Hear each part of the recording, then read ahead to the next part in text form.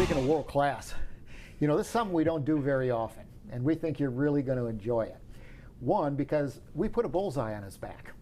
And we're not sure if you're going to enjoy it, but we are. That's right. So this guy, his name is Michale Hogan. Okay, and by the way, Michael, welcome to the show. You know, you see all the sports stuff out there. You know, the color commentators and all the talking heads and the guys from major universities, professional sports teams. This is a guy that makes all of them look good. He was a former AD with USF, University of, and everywhere you go in the country, and if you're dealing, I mean, these guys were up in New Haven with our new airline, Avello Airlines, doing some work up there, and there was a guy at the university, was it Yale or Connecticut? UConn. No, this was we bumped into a WNBA team. And, that's right. And at Mohegan Sun. And I walked up and said, hey, you know, it's my partner here did communications for USF women's basketball. And all of a sudden this voice goes, hey, Mike, how are you? and there you go. But that isn't the first time. This happens all the time. All the time. Yeah, absolutely. How'd you like your trip up to New Haven and the whole Avello experience that people are going to enjoy? Well, first of all, thank you for having me, guys. I really appreciate it. It was outstanding. We had a great time up there. We had a great time meeting all the people, whether it be media, people with the State Tourism Office, people with the City of New Haven, a lot of the restaurants and at the resorts that are up there. It was outstanding. There's just so much to see and do up there. And me being from the Northeast, yeah, you know, kind of knowing about some of this stuff that is up there, really, I was even kind of surprised as to how much more there was. So it was outstanding. Well, I understand that there was some activity going on they're famous for their pizza up there. Like, they claim that they're better than New York, Chicago, and all this. Whether they are or not, you know, you'd probably be better off at describing that.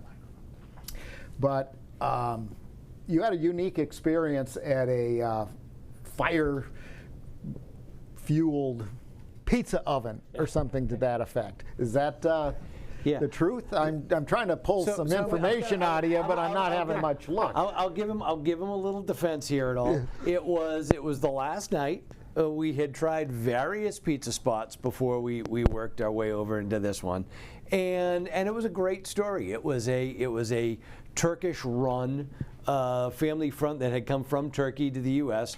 and sort of this great American, you know, story that raised their son in the pizza joint.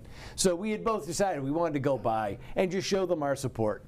And we walked in, and it was quite the unique gathering of folks. I understand that there was more than pizza burning in that place. Is that the case?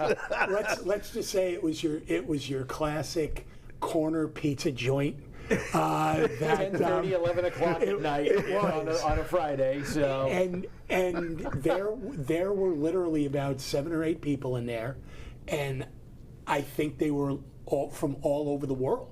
Yeah. With it being where we were staying, basically right on the edge of Yale's campus, so you have an unbelievably diverse population there, and the people in there could not have been nicer.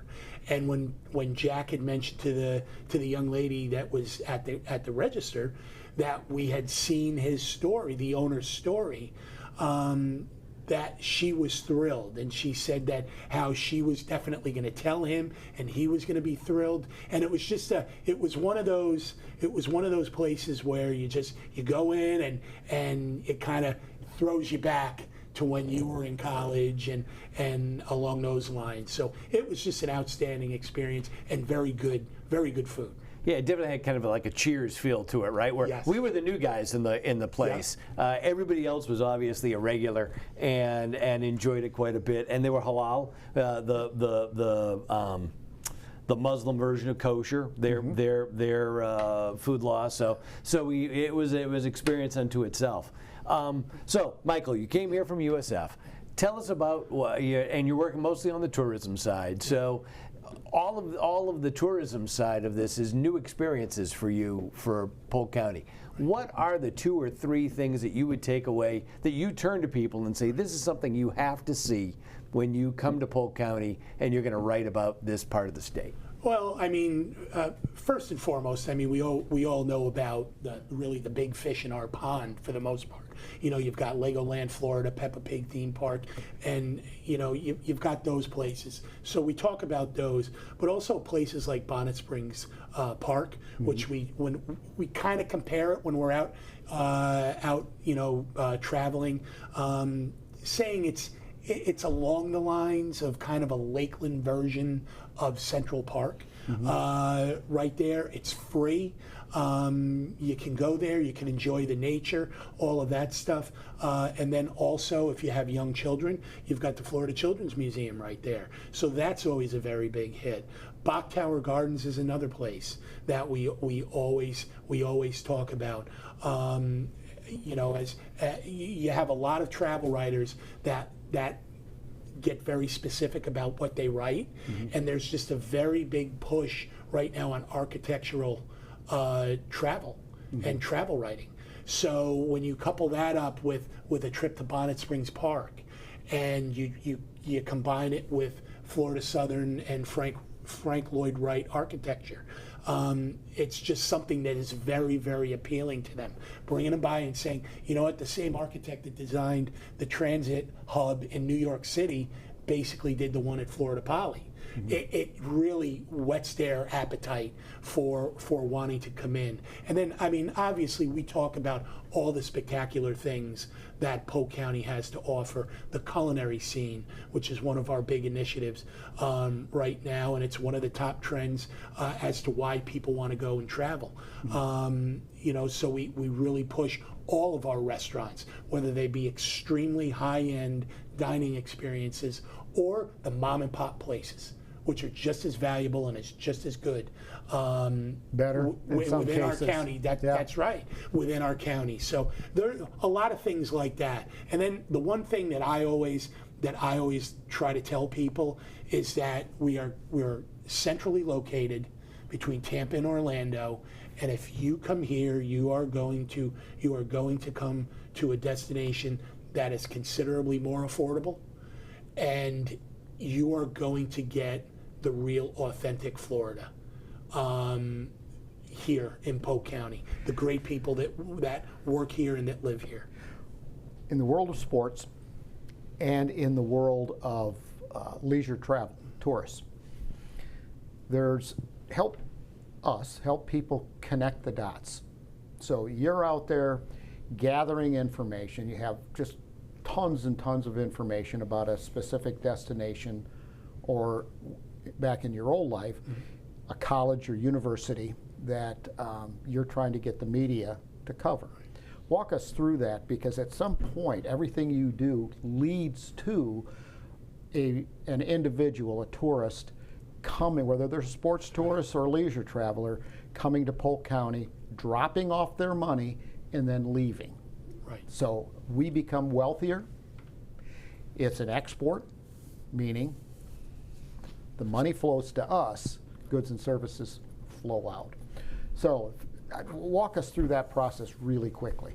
Right. Well, Mark, you're spot on about really trying to find when people come here that, you know, you're trying to get people in. So what I always like to do, and I did this in athletics, and it's not necessarily apples and apples, but it's very similar to where you would try to find a hook about a restaurant or an attraction. It may be the story behind the owner of a restaurant that really entices a travel writer to come here. And case in point, like the Brick Oven place in New Haven, Jack saw that. That right there, you know, you can go get a slice anywhere. Yeah. Okay, but the fact that we saw this really story about this Turkish immigrant was very appealing to us. We wanted to try to meet the guy because that's the American dream. Right. So when we would go out, we would try to find a hook, even in athletics. Basically, you're trying to promote your programs. You're trying to promote your student athletes, and with the big picture of promoting your programs to get people in to fill seats. Well, that's exactly what we're trying to do here, except what we're trying to do is we're trying to bring people in from Michigan, Ohio, the UK, Canada, Latin America. We're looking to bring them in and give them an unbelievable experience within our destination. I was told to ask you some very difficult questions. I think you just took away all my ammunition. Yeah. We do our best here. Michael, thank you so much for joining us. And you know, the work you guys do, and it appears that this Avelo Airlines into the Lakeland Linder Regional Airport, International Airport, is going to be a success. The advanced ticket sales have been far more than what Avelo expected. The first flight is June 13th. I know you're going to be front and center at that one and getting travel writers, influencers, and all of this type of stuff in. One, final quick comment. We've got a couple of seconds here. Your expectations for the new airline, what does it mean for Polk County? I think it's groundbreaking right now. I can tell you, I met with a couple families just by chance at Legoland during one of our fam tours, and they were one was from Connecticut, the other one was from Massachusetts, right over the border. Mm-hmm. And when I said, oh, hey, by the way, they come down often, visit family down here, and when I told them that Avelo is flying out of New Haven, they were ecstatic about that. They are going to definitely be flying out of New Haven into Lakeland to come down here to visit family and to go to all the attractions that we have. So it's going to be groundbreaking, and hopefully more routes will come on.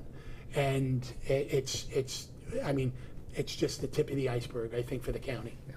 Well, what I can say without divulging anything, there will be more routes coming, and we're looking forward to them. Thank you so much for your time. As always, it's appreciated.